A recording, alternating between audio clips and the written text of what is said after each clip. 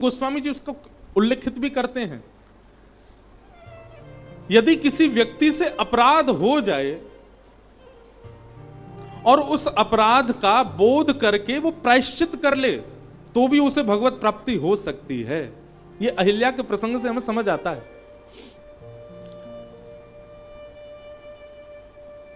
हम लोग अपराध करते हैं, ये एक बात है, पर अपराध को अस्वीकार कर देते हैं, ये बहुत बड़ी बात है। जिस दिन हम अपराध को अस्वीकार कर देते हैं, ठाकुर जी हमारा नाम ही हटा देते हैं मिलन से, बोले इससे मिलना ही नहीं। अपराध किया तब तक भी हमारी लिस्ट में नाम रहता है ठाकुर जी के में। कितने अपराधियों को ठाकुर जी मिले, पर अपने अपराध को अस्वीकार कर देते हैं और अस्वीकार करके स्वयं को निरपराधी घोषित करने में लग जाते हैं। ठाकुर जी उससे दूरी बना लेते हैं। अहिल्या का अपराध था और उन्होंने अपने आप को शिला रूप में रहना मंजूर समझा। मैंने अपराध किया है, पतिव्रता धर्म निभाना चाहिए था, वो भी छोड़ करके मैंने जानबूझ करके जानते हुए भी इंद्र का संग क्यों किया। विश्वामित्र जी बोले दया करो राम। कई वक्तागण कहते हैं कि राम जी ने अपने चरण स्पर्श नहीं कराए, वे तो बड़े संकोच में थे, वे तो बहुत संकुचित हो रहे थे, कैसे अपने चरण छुपा दूं। लेकिन ठाकुर जी ने जैसे ही चरण उठाए हैं शिला के ऊपर, चरणों में से रज अपने आप ही गिर करके, मानो रज जो है, मानो पृथ्वी के कण जो हैं, वे भी राम जी के संकोच को समझ गए कि प्रभु बहुत संकोच में हैं, चरण रखने में उनको बहुत पीड़ा होगी। इसलिए जैसे ठाकुर जी ने चरण उठाए हैं, अपने आप ही रजकण मानो भगवान के चरणों से लग गए और जैसे शिला के स्पर्श के लिए जाने लगे, रजकणों ने विचार किया कि ठाकुर जी को बहुत पीड़ा होगी अगर स्पर्श हो गया तो। पहले ही रजकण नीचे गिर गए और शिला से प्रकट हो गई अहिल्या, मुक्त हो गई अपने श्राप से। जैसे ही मुक्त हुई है, शिला के रूप में से बाहर पधारी हैं, तुरंत अहिल्या ने अपना सिर बाहर किया, ठाकुर जी के चरण स्पर्श हो गए और अहिल्या का उद्धार हो गया। आज मुनि के द्वारा दिए गए श्राप को भलाई मान रहे हैं। भगवत प्राप्ति जिस दिन जीवन को होने लग जाती है, उस दिन क्रोधापि देवेन वरेण तुल्यम, बड़े लोगों का क्रोध वरदान के जैसा लगने लग जाता है। भगवत प्राप्ति जब तक नहीं होती तब तक मातु पितु वाणी दूषित ही लगती है। अब आप देखो प्रहलाद जी को, प्रहलाद जी के साथ उनके पिता ने क्या नहीं किया, लेकिन प्रहलाद ने कभी भी अपने पिता के प्रति दुर्भाव नहीं रखा। ये इस बात का प्रमाण है कि भगवत प्राप्ति चित्त में हो रही होगी तो पिता माता या बड़े लोग किसी भी स्थिति में चले जाएं, आप उनके प्रति दुर्भाव और दुर्विचार ला ही नहीं सकते। और कहीं ना कहीं आप घूम रहे हो चारों धामों में, घूम रहे हो कथाओं में, लेकिन माता पिता गुरु की वाणी कहीं ना कहीं आपको कसैली लगती है, कहीं ना कहीं उनके वचन आपको कटु लगते हैं। उनके प्रति आपका यह भाव आता है कि ऐसा क्यों बोलते हैं, ये गलत है, हम इनसे श्रेष्ठ हैं। घूमते रहो धामों में, कुछ नहीं होने वाला, ठाकुर जी कृपा नहीं करेंगे। क्योंकि ठाकुर जी जब कृपा करते हैं तब बड़े लोगों का क्रोध वरदान के जैसा दिखने लग जाता है। आज अहिल्या को वही अनुभव हो रहा है कि बहुत बड़ी कृपा की मुनि ने, जो मुझे यह श्राप दिया, जिसकी कृपा से आप मुझे आज प्राप्त हुए हैं। अस प्रभु दीन बंधु हरि, कारण रहित दयाल, तुलसीदास सठते ही भुज, छाड़ी कपट जंजाल। गोस्वामी जी कह रहे हैं ठाकुर जी कौन है, बोले दीन बंधु हैं, सब पर दया करते हैं। हे तुलसीदास कपट छोड़ दो, कपट छोड़ करके हरि का भजन करने लग जाओ, ठाकुर जी तुम्हें भी स्वीकार करेंगे। इस प्रकार भगवान ने अहिल्या के ऊपर कृपा की। राम जी लक्ष्मण के साथ आगे को जैसे ही बढ़े, विश्वामित्र गुरु जी लेकर के आगे बढ़ते जा रहे हैं, तभी एक सुंदर नदी दिखाई दी। प्रभु श्री राम पूछने लगे, गुरुदेव ये कौन सी नदी है? भगवान बोले ये जग पावनी गंगा है। अच्छा, इन गंगा जी के प्रादुर्भाव का कारण क्या हुआ गुरुदेव? ये गंगा जी कैसे आई पृथ्वी पर? विश्वामित्र जी मंद मंद मुस्कान लगे, वाह, जिनके चरणों से निकली वही पूछ रहे हैं ये कैसे आई पृथ्वी पर। आप तो सब जानते हैं भगवान, लेकिन फिर भी आप पूछ रहे हैं तो मैं बता देता हूं। ठाकुर जी कैसी मधुर लीला कर रहे हैं, ऐसे बन जाते हैं जैसे अज्ञानी, कुछ जानते ही नहीं। और विश्वामित्र जी ठाकुर जी को ही कथा सुना रहे हैं कि कैसे प्रकट हुई गंगा जी। वामन अवतार की कथा सुनाई। वामन अवतार के बाद फिर असमंजस राजा, दिलीप राजा, भगीरथ राजा के तप की कथा सुनाई। 3 परिवारों ने तप किया, तब जाकर के पृथ्वी पर विष्णुपदी भगवान विष्णु के चरणों से निकलने वाली श्री गंगा मैया आई हैं। और आज प्रभु श्री राम गंगा जी में स्नान कर रहे हैं, वहीं संध्या वंदन कर रहे हैं। गंगा जी को भगवान ने चरणों का सुख प्रदान किया था, पर गंगा जी के मन में सदा ये एक क्षोभ रहता था कि श्री ठाकुर जी आपके मुखमंडल के स्पर्श का, आपके वक्ष के स्पर्श का, आपके सर्वांगीण अंग के स्पर्श का कभी सुख प्राप्त हो। आज प्रभु श्री राम ने वो सुख मां गंगा को प्रदान किया। बोलो गंगा मैया की जय। स्नान आदि करके, संध्या वंदन करके, तिलक आदि करके जैसे ही आगे बढ़े, एक सुंदर नगर दिखने लगा। पुरम्यता राम जब देखी, हर्षे अनुज समित, हर्षे अनुज समेत विशेष। जैसे ही महाराज विदेह नगर को देखा, जनकपुर को देखा है ठाकुर जी ने दूर से ही, मन ही मन बड़ा हर्ष होने लगा। ठाकुर जी प्रसन्न होने लगे, लक्ष्मण जी का हाथ पकड़ के थोड़ा थोड़ा दबाने लगे। आहा, कितना सुंदर नगर है। हम रामचरित्र पढ़ते हैं, हमको हमारे ठाकुर जी बड़ी याद आती है। जैसे विदेह नगर को देख करके यहाँ पर राम जी के हर्ष का वर्णन किया गया, वैसे वृंदावन को देख करके श्री कृष्ण के हर्ष का वर्णन भागवत में किया है। वृंदावनम संप्रविश्य सर्वकाल सुखावहम। पूरी भागवत जी में कितने नगरों में गए भगवान, लेकिन केवल वृंदावन के लिए लिखा है। क्यों? वृंदावन प्रविष्ट होते ही ठाकुर जी बड़े प्रसन्न हो गए, अति आनंद में आ गए। क्यों?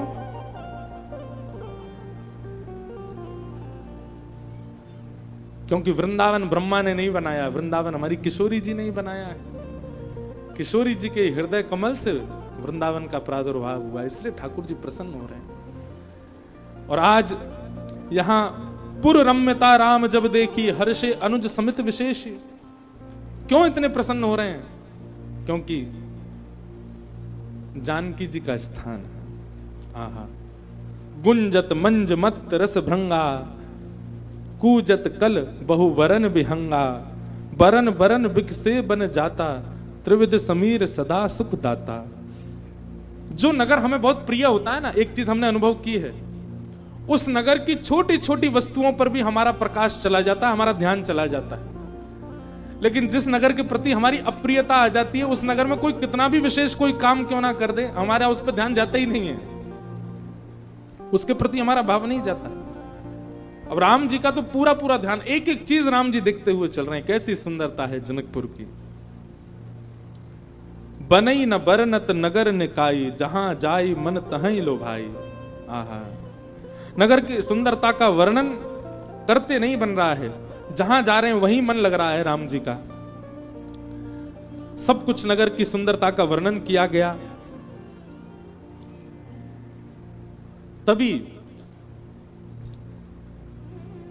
आमों का एक अनुपम बाग देख करके वहां जाकर के विश्वामित्र गुरु जी के साथ दोनों भैया बैठ गए।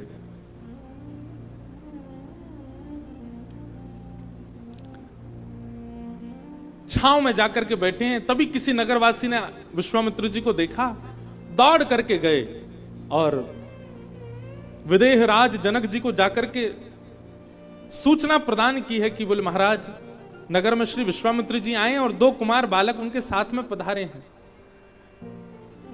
यहां जैसे ही जनक जी ने सुना कि विश्वामित्र जी आए, तुरंत सबको इकट्ठा किया। बोले अरे बधाई की तैयारियां करो, स्वागत की तैयारियां करो, मुनि हमारे नगर में पधारे हैं। और यहां बगीचे में क्या हुआ, यहां गुरु विश्वामित्र थोड़े बैठ करके पौड़े हैं, थोड़े थक गए थे, थोड़े सोने को हो रहे हैं। तभी रामभद्र जी कहते हैं, बोले आपकी आज्ञा हो गुरुदेव, तो हम थोड़ा विचरण करके आए बाग में। बोले हाँ रामभद्र जाओ। राम जी लक्ष्मण जी थोड़ा विहार करने के लिए गए और तभी यहां पर श्री जनक जी का आगमन हुआ। जनक जी ने आकर के ही विश्वामित्र जी का स्वागत किया। स्वागत करके खूब प्रणाम किया, उनका स्वागत कुशलाई पूछी, आदि आदि सब आनंदित हुए। अब यहां जनक जी विश्वामित्र जी से चर्चा कर रहे थे, सब बैठे थे उतने में ही श्री रामभद्र जी का और लक्ष्मण जी का आगमन हुआ। वे थोड़े घूमने गए, बगीचा में घूम करके लौट करके आए तो एक आश्चर्यजनक घटना घटी। क्या? श्याम गौर मृदु पयस किशोरा, लोचन सुखद विश्वचित चोरा, उठे सकल जब रघुपति आए, विश्वामित्र निकट बैठाए। जैसे ही राम जी का आगमन हुआ, राम जी अभी वयस अवस्था में, कुमार अवस्था में हैं, पर उनके रूप की कांति, उनके नेत्रों का आकर्षण और उनके रोम रोम के प्रति ऐसी ऐसी ऐसी आकर्षण की स्थिति बन जाती है सबकी कि राम जी के आते ही सब खड़े हुए। ये बात तो समझ आती है, पर विदेहराज जनक जी भी खड़े हो गए और जनक जी खड़े होकर ये पहचान ही नहीं पा रहे कि मैं खड़ा क्यों हो गया हूं। राम जी के रूप को देखकर के अपने आप खड़े हो गए सब अपने स्थान पर, और सबके नेत्र, सबके मुख खुले रह गए, नेत्र खुले रह गए, मानो उस समय कोई कुछ बोल भी रहा हो तो किसी को सुनाई नहीं दिया। सारी इंद्रियां केवल राम जी का दर्शन कर रही हैं। जनक जी स्वयं से पूछ रहे हैं, ये तो छोटा बालक है, ये तो अभी कुमार बालक है, मैं इनको देख के खड़ा क्यों हो गया? इनमें कोई तो बात है, इस बालक में कुछ तो दिव्यता है, कुछ तो श्रेष्ठता है जो मैं अपने आप को भी नहीं रोक पाया। सब खड़े हो गए, पूरी सभा मानो राम जी ने अपनी ओर खींच ली। विश्वामित्र जी ने तुरंत इशारा किया और दोनों राम और लक्ष्मण को अपने पास बुला करके बैठाया। दोनों भाइयों को देख करके सब आनंदित हो गए। जनक जी ने पूछा, गुरुदेव ये दोनों बालक, इनका परिचय देते हुए कहा, बोले भैया ये दशरथ जी के दोनों लाला हैं, रामभद्र हैं और लक्ष्मण जी हैं। तो ऐसा वर्णन करते हैं कि यह सुनकर के विदेहराज जनक जी को मीठी ईर्ष्या होने लगी दशरथ जी से, और मानो विधाता को कोसते हुए एक बार को जनक जी कह रहे हैं, इतने सुंदर बालक, इतने सकुशल बालक, ऐसे योग्य बालक जिनके देखने मात्र से उनके गुण प्रकट हो जाते हैं। अरे दूसरों के बालक के तो गुण पूछने पड़ते हैं, पर राम जी का स्वरूप ऐसा है कि कुछ पूछे नहीं, केवल देखते रहो। ऐसा आकर्षण, ऐसे सुंदर बालक तो हमारे जनकपुर में होने चाहिए थे, हमारे घर में होने चाहिए थे। अरे विधाता आपने भी क्या किया है, दशरथ जी के यहाँ भेज दिया इनको। ये बालक तो हमारे यहाँ जन्म लेते तो आनंद ज्यादा होता। लेकिन तभी मानो जनक जी के भीतर से आवाज आने लगी, अब पुत्र तो नहीं बन पाए मेरे, लेकिन हे विधाता ऐसी करुणा करना, ऐसी कृपा करना, कोई तो संबंध इनसे बन जाए, ये किसी रूप में तो मेरे हों, ताकि इनको मैं अपना कह सकूं।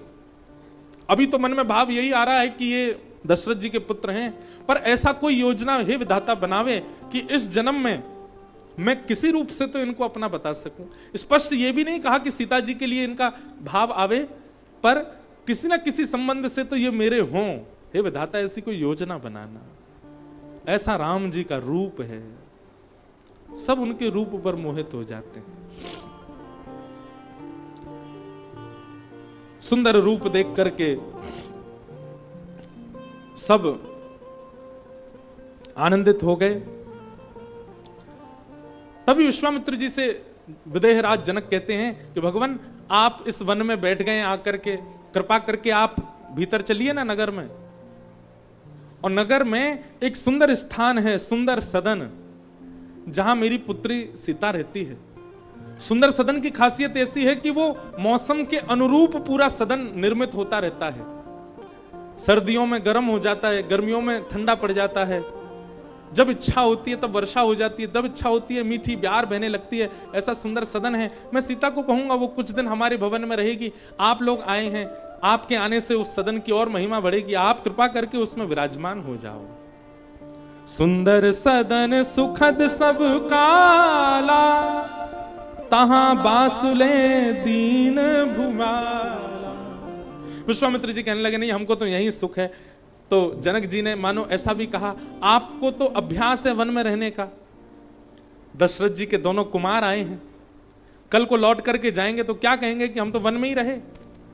अरे एक राजा का धर्म होता है कि दूसरे राजा के आए हुए लोगों का उत्तम सत्कार करे, और साथ में मुनि भी पधारे तो हमको ये सौभाग्य दीजिए, आप कृपा करके वहीं चलें। आहा। जैसे ही विश्वामित्र जी ने राम जी की ओर देखा, राम जी ने सिर हिलाया, बोले चलें गुरु जी इतना कह रहे हैं तो। और दोनों राम जी और लक्ष्मण जी के साथ विश्वामित्र सुंदर सदन में पहुंचे। लक्ष्मण जी राम जी से कहने लगे, बोले भैया हमको तो नगर देख करके इतना अच्छा लगा कि हमारा मन हो रहा है हम फिर से देखने के लिए जाएं, पर हमको बहुत संकोच हो रहा है, हम गुरु जी से कैसे कहें। राम अनुज मन की गति जानी, भक्त वशल हिये उलसानी। राम जी लक्ष्मण जी की मन की गति जान गए और जान करके तुरंत गुरुदेव से जाकर के कहने लगे, गुरुदेव मैं तो ठीक हूं पर लक्ष्मण का बहुत मन हो रहा है नगर भ्रमण करने का, आपकी आज्ञा हो तो मैं लक्ष्मण को थोड़ा नगर भ्रमण करा लाऊं। गुरुदेव ने जैसे ही सुना कहा जाओ रामभद्र, और यहां पर कहा भी है क्या, नगर दर्शन करने मत जाओ, नगर के लोगों पर कृपा करने जाओ, नगर के लोगों के नेत्रों को सुख प्रदान करने जाओ। बड़भागी होंगे वे लोग जिस मार्ग से आप निकलेंगे, आपके रूप का दर्शन करके सब आनंदित हो जाएंगे। राम लक्ष्मण जैसे ही निकले हैं महाराज नगर भ्रमण के लिए, ऐसा वर्णन करते हैं अटारियों पर लोग खड़े हो गए, बालक आगे आगे दौड़ करके सबको संकेत करते जा रहे हैं, 2 राजकुमार आ रहे हैं, जल्दी निकल करके आओ, उनका रूप देखो। जो एक बार राम जी को देख लेता है दौड़ करके घर में जाता है, बाकी के बैठे हुए लोगों को उठा करके लाता है, जल्दी आओ, 2 ऐसे कुमार बालक हमारे नगर में भ्रमण कर रहे हैं, ऐसे कभी देखे नहीं। सखियां सब अपनी अटारियों पर खड़े होकर के राम जी के रूप को देख रही हैं, और कई सखियां आपस में चर्चा कर रही हैं, हमारे जनक जी ने सीता जी के ब्याह के लिए गलत निर्णय ले लिया। क्या गलत निर्णय ले लिया? बोले धनु यज्ञ का कार्यक्रम करा दिया, धनुष को जो तोड़ेगा वही ब्याह करेगा। अब ऐसे कुमार बालक ये तो बेचारे स्पर्श भी नहीं कर पाएंगे और सीता जी के पूरे योग्य लग रहे हैं। राम जी को देख करके कई सखियां अपनी अटारियों से ही चर्चा कर रही हैं और विधाता से प्रार्थना कर रही हैं, हे विधाता, या तो इनका सीता जी से ब्याह हो जाए, नहीं तो हमारे नगर में किसी से भी इनका ब्याह हो जाए, पर हो जाए हमारे नगर में। किसी सखी ने आगे पूछा, ये क्या बात हुई? सीता जी से ब्याह हो जाए ये बात समझ में आती है, लेकिन तुम कह रही हो किसी से भी हो जाए, उससे तुमको क्या लाभ मिलने वाला है? बोले अरे सीता जी से ब्याह हो ये तो प्रथम इच्छा है, पर सीता जी से नहीं हुआ तो किसी और से हो जाएगा, तो उस बहाने ये दोनों नगर आते रहेंगे और जब जब आएंगे तब तब हमको दिखते रहेंगे, इसलिए हम कह रही हैं, हे विधाता, इनका विवाह हमारे नगर में ही हो जाए। राम जी के उस रूप को देख करके सब आनंदित हो रहे हैं। इस प्रकार संपूर्ण जनक नगरी को अपने रूप से आनंदित करके प्रभु श्री राम लक्ष्मण मानो कृपा करके आए हैं पूरी जनकपुरी पर। रात्रि में आए, आकर के संध्या वंदन करके चरण दबाए गुरुदेव के। दोनों राम लक्ष्मण भैया चरण दबा रहे हैं और गुरुदेव अति प्रसन्न हैं, प्रसन्न होकर के आनंदित हो रहे हैं राम जी के और लक्ष्मण जी के इस प्रेम को देख करके।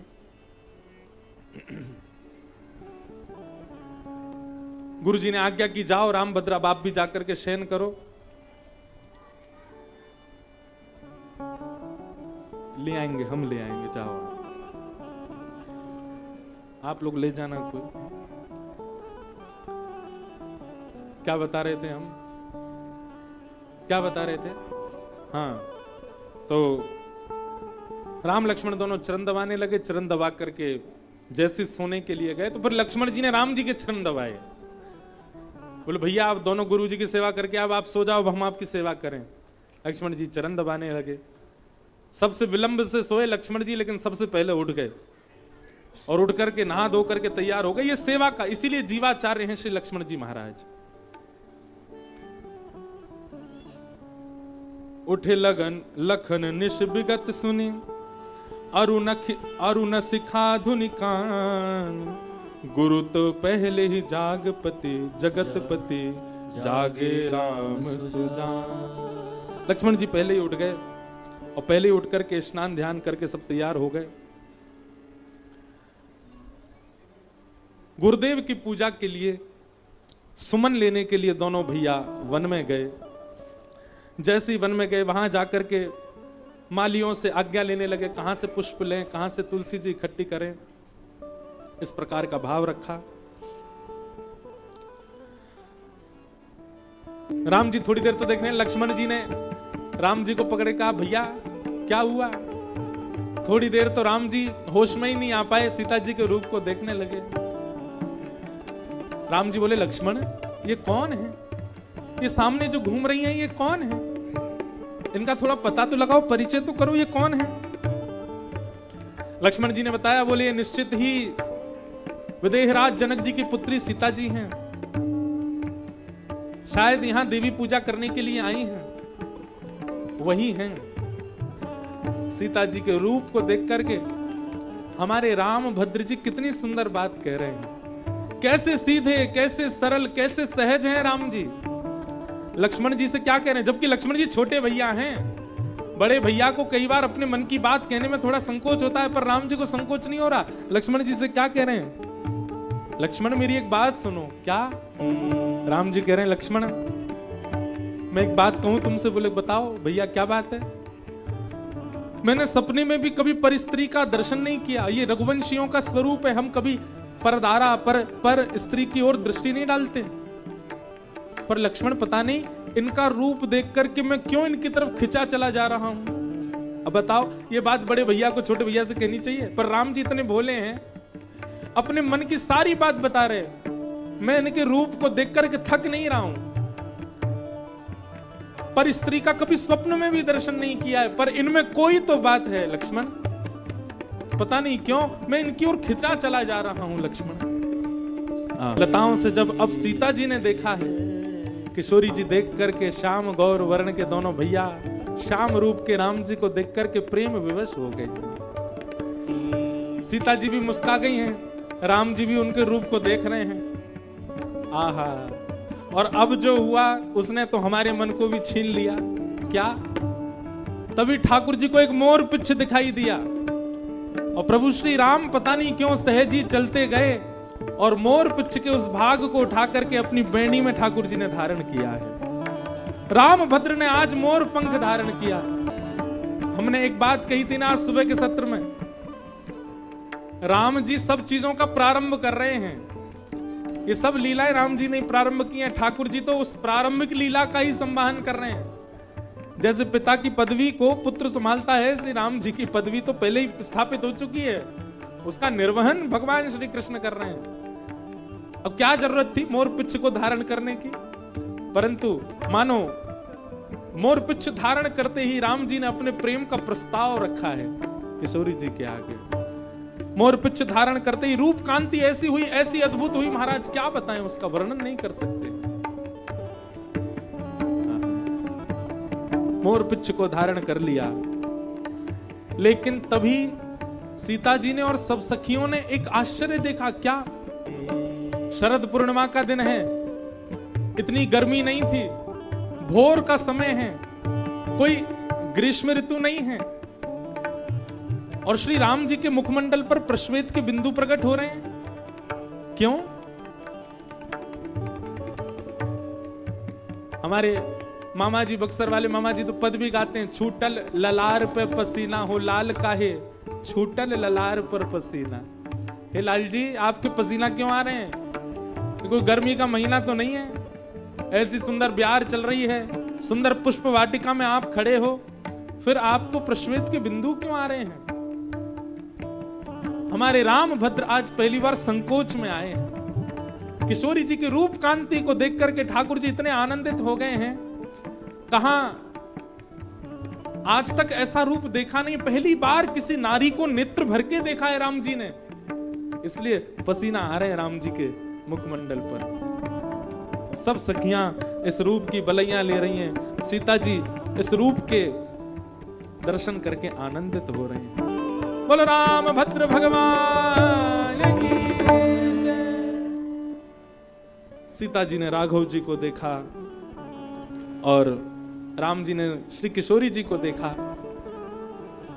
सीता जी गई मंदिर में और जाकर के जगदम्बा भवानी के चरणों में प्रणाम करके मानो मनी मन उन्होंने कह दिया, ये जो अभी अभी दिखे थे वन में, इन्हीं से ही विवाह हो जाए, यही हमें प्राप्त हो जाए, ऐसी कृपा करो।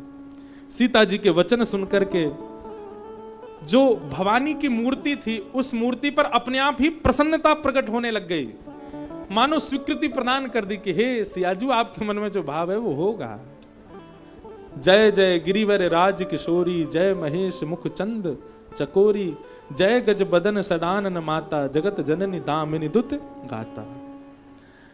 सब श्री सियाजू ने जाकर के प्रणाम किया, वंदन किया। और यहां राम जी की स्थिति क्या है? राम जी लौट करके आ गए और जैसे ही लौट करके आए हैं, सुमन और तुलसी दल जो लेकर के आए सब गुरु जी के चरणों में अर्पित किया और गुरु जी को सब सच बता दिया। मतलब वहां भी नहीं छुपाया है राम जी ने, गुरु जी को भी जाके बता दिया। बोले हमको इस प्रकार एक सुंदरी मिली थी, बहुत सुंदर थी, संभवतः जनक जी की पुत्री हैं। उनको देख करके मन में बहुत हर्ष हुआ। बस इतना ही कहा, इससे आगे नहीं कहा कि विवाह आदि हो जाए, गुरु जी ने कृपा करो, ये सब नहीं कहा राम जी ने। केवल बता दिया कि हम सुमन तोड़ने गए थे तो वहां पर हमको बहुत सुंदरी, उनको देख करके हमको बहुत अच्छा लगा। गुरु जी से छुपाया नहीं। इसीलिए कहते हैं निर्मल मन जन सो मोहि पावा, क्योंकि राम जी स्वयं निर्मल मन के, अपने गुरु जी से छुपा नहीं रहे हैं। विश्वामित्र जी ने सुना और सुनकर के बोले, सुफल मनोरथ हो तुम्हारे राम, लखन सुन भय सुखारे। अच्छा, गुरु जी ने कही राम जी तुम्हारा मनोरथ सफल हो, राम जी से कही थी लक्ष्मण जी इतने खुश क्यों हो रहे हैं? क्योंकि कहीं ना कहीं सीता जी के संग में उषा भी तुम आई थी, लक्ष्मण जी से भी नेत्र के नेत्र चार हो गए थे। लक्ष्मण जी भी खुश हो रहे हैं, राम जी का हाथ पकड़ रहे हैं, बोले बढ़िया होगा। राम जी बोले अच्छा, तो तुम भी देखे आए हो अपने लिए? लक्ष्मण जी बोले अब बड़े भैया उनके पीछे पीछे हम, जिस पथ पे आप चलो वहीं हम चलेंगे। इस प्रकार वर्णन करते हैं, पूरी रात राम जी को नींद ही नहीं आई और राम जी चंद्रमा को देख करके कह रहे हैं तुम क्या अपने ऊपर अभिमान करते हो? सीता जी का देखा रूप, देखा तुमने सियाजू का? अरे कौन कहता है तुम बहुत सुंदर हो? आज हमने देखा किशोरी जी को। हाँ हाँ, सिय मुख समता पाव किमी, चंद बापुरो रंक। सिया जी का मुख देखा चंद्रमा तूने? कैसी सुंदर है। आहा, राम जी रात भर श्री जी के रूप का ही चिंतन कर रहे हैं और श्री जी के रूप का चिंतन करके आनंदित हो रहे हैं। रात भर राम जी सोए नहीं, सिया जी की याद आ रही है बस। प्रातः काल उठ करके गुरुदेव को पूजन आदि कराए, सब स्नान आदि करके तैयार हुए और सीता जी का स्वयंवर देखने के लिए राम लक्ष्मण दोनों गुरुदेव के साथ गए। रंग भूमि आए दोई भाई, असि सुधि सब पुरवासिन पाई। रंग भूमि में बड़े बड़े राजा आए हैं, बड़े बड़े सब धनुर्धारी आए हैं, पर जैसे ही रणभूमि में, रंग भूमि में गुरुदेव विश्वामित्र के साथ राम और लक्ष्मण जी का प्रवेश हुआ, मानो पूरी रंग भूमि उन्हीं को ही देखने लग गई, उन्हीं के रूप लावण्य का दर्शन करके आनंदित होने लग गई। राम लक्ष्मण जी की सुंदरता को देख करके सब आनंदित हो गए। सब मनी मन बात करने लगे कि भैया वास्तव में जिनके स्वयंवर में हम आए उनके लिए योग्य पति तो यही आए हैं जो अभी अभी आए हैं। ऐसा रूप सबके लिए सुंदर बैठने की व्यवस्था थी, परंतु एक दिव्य मंच बना था जो कि मुनि विश्वामित्र के लिए था। वहां जाकर के विश्वामित्र जी बैठे, दोनों राम लक्ष्मण भैया आजू बाजू गुरुदेव के बैठे। सिय शोभा नहीं जाई बखानी, जगदम्बिका रूप गुण थानी, उपमा सकल मोहि लघु लागी, प्राकृत नारी अंग अनुरागी।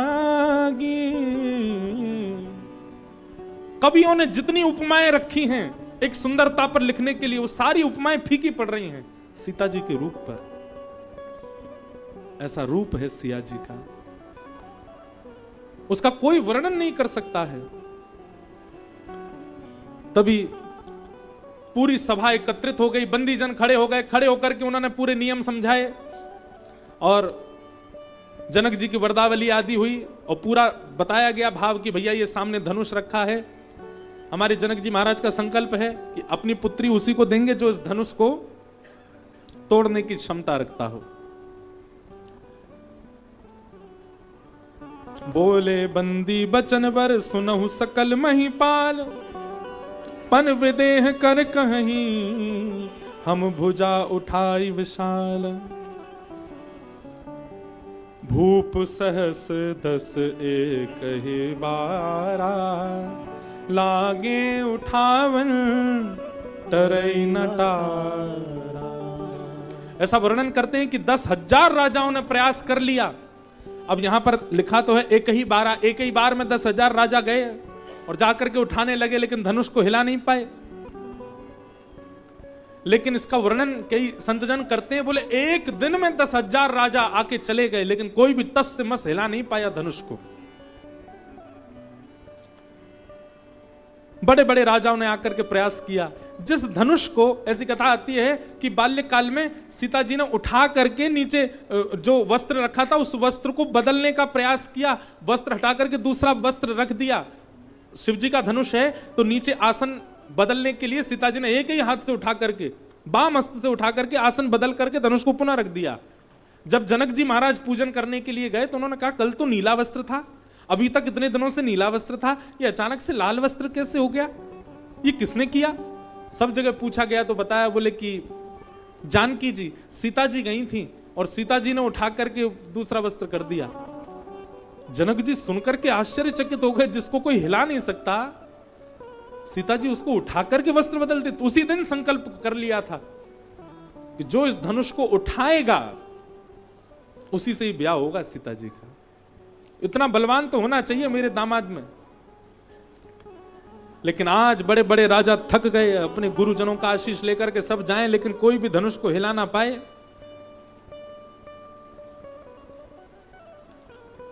जब 10,000 राजा प्रयास करके चले गए, निराश हताश होकर के बैठे हैं श्री जनक जी महाराज। और तभी अब राजा प्रयास कर रहे थे, जनक जी ने सबको रोका, बोले अब रुक जाइए, मैं समझ चुका हूं। अब जन को माखे भट मानी, वीर विहीन मही में जानी। मुझे पता लग चुका है कि अब इस धरती पर कोई वीर बचा नहीं है। आप सब लोग इतनी दूर दूर से आए, आकर के आप सबने अपना प्रयास किया, उसके लिए बहुत बहुत धन्यवाद।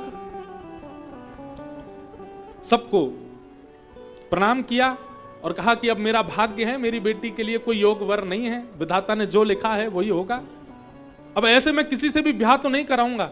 आप लोग धनुष हिला तक नहीं पा रहे हैं, उठाना तो बहुत दूर की बात, ऐसे कैसे किसी से भी ब्याह करा दूं अपनी पुत्री का? कोई बात नहीं, विधाता ने शायद मेरी पुत्री का विवाह रचा नहीं है। ये बात सुनकर के तिल मिला रहे थे विश्वामित्र जी के बगल में बैठे हुए लक्ष्मण जी। राम जी तो बेचारे चुपचाप बैठे हैं, वो तो कुछ कहते नहीं है, पर लक्ष्मण जी ने जैसे ये बात सुनी, तुरंत लक्ष्मण जी अपने स्थान पर खड़े हो गए। रघुवंशिन महु जह को होई, तेहि समाज अस कहीं न कोई। हे जनक जी क्षमा कीजिएगा, पर जिस सभा में अगर कोई रघुवंशी बैठा हो, इस प्रकार का भाषण आपको नहीं देना चाहिए, इस प्रकार की वीरता का बात आपको नहीं करनी चाहिए उस सभा में। लक्ष्मण जी कहते हैं रघुवंशी युवा बैठा हो, रघुवंशी कुमार बैठा हो, यह भी नहीं, कोई दूध पीता रघुवंशी छोटा सा बालक भी यदि सभा में बैठा हो तो भी आप इस बात को नहीं कह सकते कि पृथ्वी वीर विहीन हो चुकी है। और यहां दो रघुवंशी बालक बैठे और आप कुमार बैठे और आप कह रहे हैं कि पृथ्वी भार विहीन हो गई। अरे जो तुम्हारे अनुशासन पाऊं कंदुक एव ब्रह्मांड उठाऊं। लक्ष्मण जी महाराज कहते हैं मैं गेंद के भांति पृथ्वी को उछाल दूंगा आकाश में, यदि राम जी की आज्ञा हो जाए तो, इनकी कृपा यदि मुझ पर हो जाए तो इसी समय पृथ्वी को गेंद की तरह उछाल दूंगा। और आप कह रहे हैं कि इस पृथ्वी पर कोई वीर नहीं बचा। कांचे घट जिमिडारों फोरी, घड़े की तरह पृथ्वी को फोड़ दूंगा। सकऊं मेर मूलक जिम तोरी। आप इस प्रकार की बात कैसे कह सकते हैं?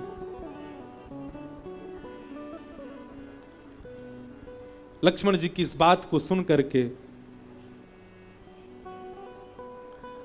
सब लोग कांपने लगे, पर अपनी समस्त बातों को कहने के बाद कि मैं पृथ्वी को गेंद की तरह उछाल दूंगा, मटके की तरह फोड़ दूंगा, अपने समस्त बल का भाव कहने के बाद श्री लखनलाल जी इशारा कहां कर रहे हैं?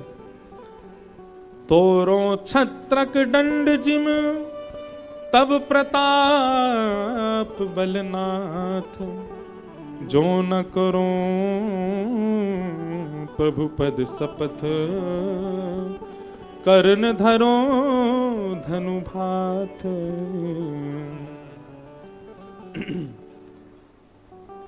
और ये सब करने में मेरा बल नहीं है, ये सब राम जी की कृपा से मैं करूंगा। लेकिन एक बार ये आज्ञा कर तो दें। इनकी आज्ञा होते ही ये सब करने की क्षमता मैं लक्ष्मण रखता हूं। अभी बड़े भैया तो बैठे हैं, मैं तो छोटा हूं। लक्ष्मण जी के इस ताम्रवर्ण को देख करके राम जी ने तुरंत लक्ष्मण की ओर इशारा किया और लक्ष्मण जी के राम जी के नेत्रों को देख करके लक्ष्मण जी थोड़े सकुचाए। राम जी ने पकड़ करके प्रेम से अपने पास बैठाए, बोले ऐसे सभी सभाओं में उछला नहीं करते, लक्ष्मण बैठ जाओ चुपचाप, कोई बात नहीं। सभा पूरी शांत हो गई है। जनक जी अपने स्थान पर खड़े हैं, लक्ष्मण जी बोल करके शांत होकर बैठ गए हैं। सब राजा कुमार लक्ष्मण, एक ना तो बालक हैं ना युवा है, कुमार अवस्था के लक्ष्मण जी की इस वाणी को सुनकर के अपने स्थान पर ही धीमे धीमे कांप रहे हैं। राम जी नीची नजर करके बैठे हैं, अब क्या कहें, हम तो कुछ कह नहीं सकते। पूरी सभा कुछ क्षणों के लिए स्तब्ध हो गई। अब क्या? राजा सब हार गए, जनक जी स्वयंवर को विश्राम करने को तैयार हैं और लक्ष्मण जी कह रहे हैं कि हमारे बैठे हुए आप ये बात कह कैसे सकते हैं। लेकिन अब क्या? अब आगे क्या होगा? तभी गुरु विश्वामित्र राम जी के ऊपर हाथ रख करके कहते हैं,